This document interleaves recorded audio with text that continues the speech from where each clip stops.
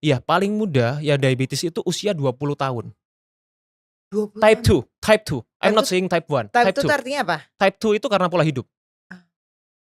Ya, type 1 itu dari lahir. Artinya apa? Kalau dalam arti kamu udah adolescent, kamu udah teenager, kamu kemudian kena diabetes, pasti bukan type 1. Karena kan type 1 itu karena kita, beta pankreas dysfunction kan, nggak mungkin kamu bisa bertahan sampai segitu lama.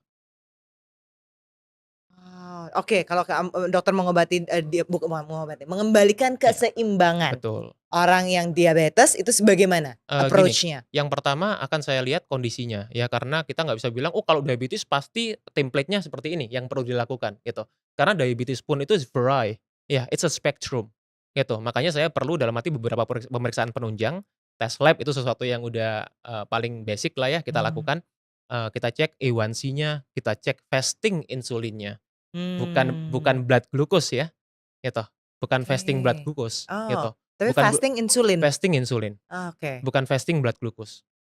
Kemudian kita lihat, dari kondisi pankreasnya seperti apa, gitu. Apakah sudah mengalami resistensi, ya, ataukah dalam arti sudah ada komplikasi ke ginjal. Nah, kalau ada komplikasi ke ginjal, itu yang paling ribet memang. Karena itu Mhm. udah, termasuk yang late stage, Mhm. gitu. Nah, tapi kalau masih di awal-awal, gitu, itu masih mungkin, sangat mungkin untuk reverse. Sangat mungkin untuk reverse. Meskipun Mmm. sampai sekarang dikatakan yang namanya diabetes itu penyakit yang kronis dan progresif. Lu nggak bisa, lepas dari obat, gitu. Mmm.